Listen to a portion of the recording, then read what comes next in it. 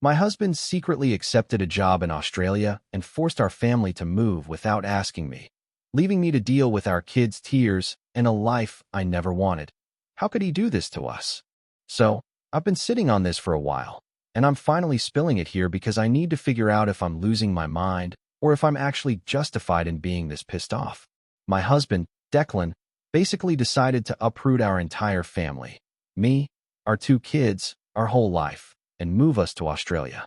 Yeah, Australia. And here's the kicker. He didn't even talk to me about it. Like, not a single real conversation. One day, we're living our normal, slightly chaotic life in Oregon, and the next, he's telling me he's accepted a job halfway across the world, and we're leaving in 3 months. I'm still reeling, and I don't know how to process this without screaming at someone. So, here's the whole mess.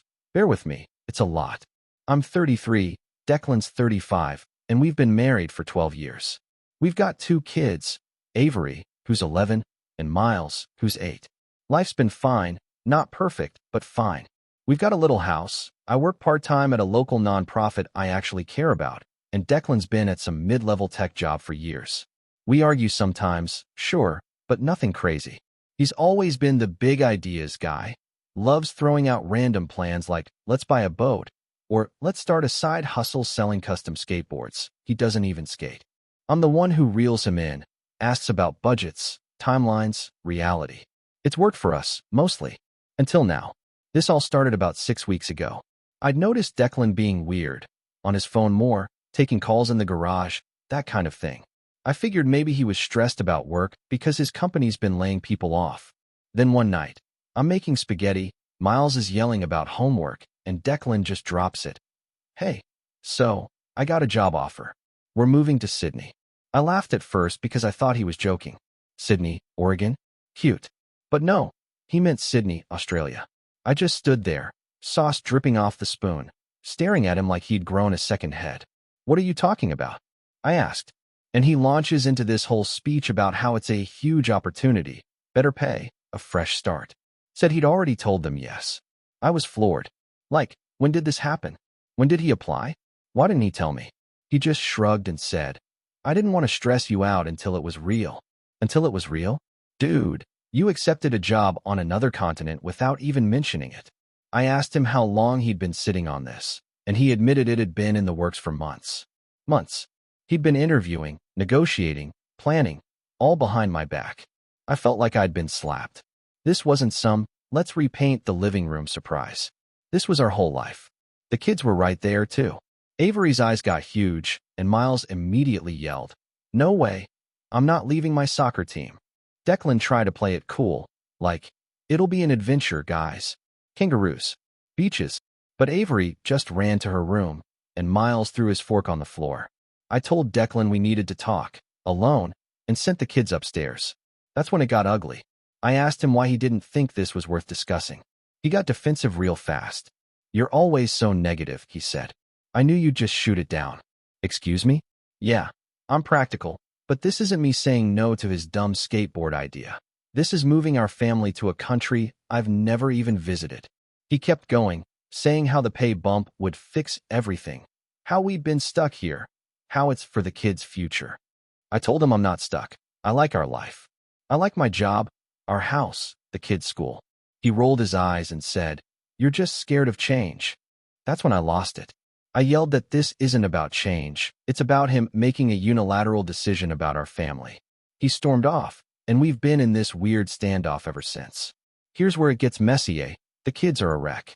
Avery's always been quiet, super attached to her little group of friends. She's the kid who plans sleepovers weeks in advance and cries if someone's mad at her. Since Declan's announcement, she's barely talking. She keeps asking me, Why can't you stop this? Like I'm the one who can magically fix it. Last week, she came home from school and just sat on the couch staring at nothing. I asked what was wrong, and she said her best friend told her, I guess we're not friends anymore since you're leaving. It broke my heart. I tried to hug her, but she pushed me away and said, You're letting him do this. I don't even know how to respond because part of me feels like she's right. Miles, on the other hand, is loud about it. He's this ball of energy, loves soccer, loves his buddies, loves being the class clown. Now he's picking fights over everything. Yesterday, he kicked a hole in his bedroom door because I told him he couldn't bring his bike to Australia. It's too expensive to ship. He screamed, "I hate Dad, and I hate you for going along with it." Declan's no help. He just tells Miles to man up and stop whining. I'm stuck playing referee while Declan acts like everything's fine. Then there's the money thing. Declan keeps saying this move will solve our finances, but I'm not buying it. Yeah, we're not rich. We've got some credit card debt, and the house needs repairs, but we're managing. He says this new job pays 20 grand more a year, which sounds great until you factor in moving costs. Flights, visas, shipping our stuff. It's thousands of dollars. I asked him for a breakdown, and he got annoyed. Like, why can't you trust me? Because you've given me no reason to. He finally admitted he doesn't have it all figured out yet, but it'll work out. That's his motto, it'll work out. Meanwhile, I'm Googling rent prices in Sydney, and they're insane. We'd be lucky to afford a shoebox there. I brought this up, and he accused me of sabotaging his plan. Sabotaging? I'm trying to keep us from going broke. Oh, and his parents are in on this, too. His mom and dad have always been those in-laws. Think Declan's perfect, never wrong, their golden boy. They called me a few days after the announcement, all excited, saying how this is such a blessing and how the kids will thank him later. His mom even said, "You need to support him, he's doing this for you." I wanted to scream. I told her I didn't ask for this, and she got all huffy, like, well, marriage is about compromise. Compromise? This isn't compromise. This is him steamrolling me. His dad chimed in with some crap about how a man's gotta lead his family, and I hung up. Now they're mad at me, and Declan's acting like I'm the bad guy for disrespecting them. The worst part? My job. I've been at this nonprofit for 5 years, helping run community programs. It's not glamorous, but I love it. I get to work with people, make a difference, feel like I'm more than just mom or wife. Moving means quitting. I told Declan that, and he just said, "You can find something else there." Like it's that easy. I looked it up. Work visas for spouses take time, and I'd have to start over in a new field. He doesn't get it. To him, his career's the priority, and mine's an afterthought. When I pushed back, he said, "You barely make anything anyway. What's the big deal?" I wanted to throw something. It's not about the money. It's about me having something that's mine. I vented to my best friend, Kayla, about all this. She's 32, single, and doesn't mince words. We've been tight since college, and she's always been my reality check. She came over with a bottle of wine last weekend, and I unloaded everything. She listened, then said, "He's a selfish jerk. You don't have to go along with this. You could leave him." I laughed it off because divorce isn't even on my radar, but she doubled down. "Seriously," she said, "he's acting like you're his employee, not his partner. What's next? Moving to Mars because he feels like it?" She's got a point, but it's not that simple. We've got kids, a house, a life. Still, her words stuck with me. Am I just rolling over here? Since then, things have gotten worse. Declan started packing, like, actually packing boxes, without us agreeing on anything. I found him taping up kitchen stuff yesterday, and I lost it again. "We haven't decided this." I yelled. He shot back. "I already said yes to the job. There's no going back." I asked what happens if I refuse, and he went quiet, then said, "You'd really break up the family over this?" That hit me hard. I don't want to split us up, but why's it on me to cave? He's the one who did this. The kids are picking up on the tension. Avery started having nightmares, waking up crying about missing home. Miles keeps asking if we're getting divorced because Tommy's parents fought about moving, and now they're not together. I keep telling them we're fine, but I don't even believe myself. Meanwhile, Declan's acting like I'm overreacting. Last night, he said, "You're making this harder than it needs to be. Just get on board." Get on board? Like I'm some passenger on his life train? I've been thinking about our past, too. Declan's always been impulsive, quit jobs without warning, bought a car we couldn't afford once, but I've managed it. Like, 6 years ago, he decided we should move to a bigger house.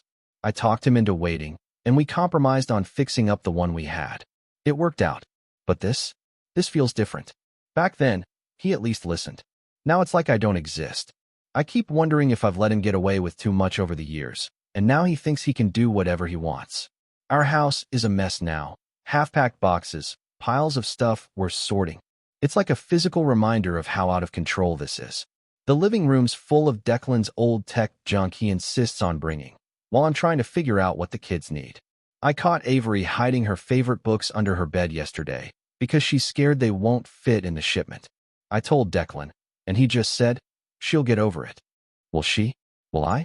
I saw a post on Reddit a while back about someone whose spouse pulled something similar, made a huge decision without them, and it stuck with me. Everyone was saying the spouse was a total a-hole for not communicating.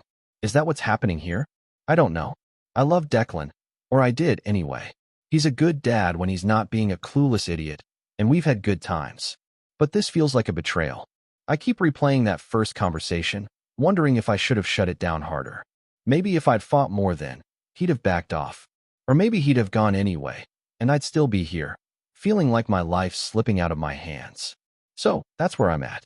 We're supposed to leave in 2 months, and I'm torn between keeping the peace for the kids and standing up for myself. If I go along, I'm abandoning my job, my stability, my say in our life. If I dig in, it could blow everything up. Declan's made it clear he's not budging. I don't know what's right anymore. Am I the bad guy here for not supporting him, or is he the one screwing us all over? I just need some outside perspective because I'm drowning in this. Update. This is what has happened since then. Hey, everyone. It's been a while, huh? I posted here about 10 months ago, back when my husband Declan dropped the bomb that we were moving to Australia without even talking to me about it. A lot's happened since then, and I figured I'd update you because, well, things have gotten wild. I'm still trying to wrap my head around where we're at now, so here's the rundown. Last time I posted, we were 2 months out from the move, and I was a mess, torn between keeping the family together and fighting Declan's insane decision. Well, we did end up going. Not because I suddenly got on board, but because Declan dug in hard. He'd signed the contract, put down a deposit on a rental in Sydney, and basically made it impossible to back out without tanking us financially. I tried talking to him one last time, sat him down, laid out all my fears, but he just kept saying, "This is happening, so deal with it." I didn't have the energy to keep fighting, and honestly, I didn't want Avery and Miles caught in some ugly stalemate. So I caved. We packed up, sold the house, and flew out 7 months ago. The move itself was chaos. Avery cried the whole flight, and Miles kept kicking the seat in front of him until some lady turned around and snapped at us. Declan slept through it, headphones on, like nothing was wrong. When we landed in Sydney, it hit me. This was real. Our stuff was still on a ship somewhere, so we spent the first week in a cramped Airbnb with 2 suitcases and a blow-up mattress. I remember standing in that tiny kitchen, jet-lagged out of my mind, thinking, what the hell have I done? Adjusting was brutal. Declan started his job right away, leaving me to handle everything else. The kids hated their new school. Avery said the other girls ignored her, and Miles got in trouble for yelling at a teacher on day 3. I couldn't work because my visa's still pending, so I was stuck at home, trying to keep them from falling apart. Declan would come back late, all hyped about his amazing job, while I was scrubbing mystery stains off the rental's carpet. He didn't get why I wasn't thrilled. "Look at this place," he'd say, pointing out the window at some random palm tree. "Yeah, great. Except I'm miserable, and the kids are too. Money's been a nightmare, just like I predicted. That pay bump he bragged about. It's gone. Rent here is double what we paid in Oregon, and don't get me started on groceries. $10 for a loaf of bread is criminal. We burned through our savings on moving costs, and now we're barely scraping by." I brought this up to Declan a few months in, and he flipped out, saying I'm always negative. I told him facts aren't negative, they're just facts. He stormed off, and we didn't talk for 2 days. That's been our pattern lately. Fight, freeze, repeat. The kids are still struggling. Avery's 11 now, almost 12, and she's turned into this quiet shell of herself. She used to be shy but sweet. Now she just hides in her room, scrolling on her tablet. She won't even video call her old friends anymore, because they've moved on. It kills me. I tried getting her into some after-school stuff, like art classes, but she begged me not to make her go. Miles, who's 9, is the opposite. He's gotten louder, angrier. He's been suspended twice for fighting, and last month, he punched a hole in the wall because I wouldn't let him stay up late. I don't know how to handle him anymore. Declan just shrugs and says, "Kids adjust." Yeah, well, they're not. Things with Declan hit a breaking point about 3 months ago. I'd been holding it together, trying to make this work, but one night, I snapped. He came home complaining about some coworker, and I was like, at least you've got a job. I've got nothing here. He shot back.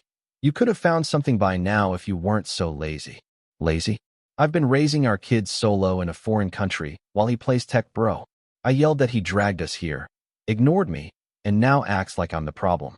He yelled back that I'm ruining his shot at a better life. We went at it for an hour, doors slamming, voices hoarse. Avery came downstairs crying, begging us to stop, and that shut us both up. But the damage was done. Since then, we've been roommates more than anything. We sleep in the same bed, but there's this wall between us. He's doubled down on work, staying late, while I'm stuck in this limbo. No job, no friends, just me and the kids' chaos. I keep thinking about what I gave up, my nonprofit gig, our old house, that sense of control. I don't even recognize us anymore. Here's the new twist, though, and this is where it gets nuts. 2 weeks ago, Declan comes home and says his company's transferring him again. To Singapore. Yeah, Singapore. Another country, another move, barely 7 months after we got here. I thought he was kidding, but he showed me the email. They want him there in 4 months. He's all excited, talking about career growth and new adventures. I just stared at him, numb. He didn't even ask this time. He's already leaning towards saying yes. When I said, "Are you serious?" After everything, he got mad, saying I'm holding him back. Holding him back. I'm the one who's lost everything following him. This Singapore thing's the breaking point. I told him I'm not doing it, not again. He said, "What? You're gonna stay here alone?" And I said, "Maybe I will." That shut him up, but now we're in this standoff. I don't know if I mean it. Staying in Sydney with no job, no support, sounds insane. But going to Singapore feels like signing up for more of this hell. And the kids? Avery overheard us and freaked out, locking herself in her room. Miles just keeps asking, "Are we moving again?" I don't have an answer. I've been thinking about leaving. Like, really leaving. Back to the States, me and the kids, without him. I've got some family in Oregon who'd help, but it'd mean blowing up our marriage, fighting for custody, starting over with nothing. I don't know if I've got that in me. Declan's not a monster. He loves the kids, even if he's clueless. But he's turned into someone I don't trust. 10 months ago, I thought we could survive this move. Now I'm not sure we can survive each other. So, yeah, that's where I'm at. We're teetering on the edge, another move looming, kids unraveling, me and Declan barely holding it together. I keep wondering if I'm the one screwing this up by not adapting, or if he's the jerk who keeps dragging us through his mess. Thoughts? Thank you for tuning in. I hope you enjoyed the story. Don't forget to subscribe and hit the notification bell so you never miss our daily updates.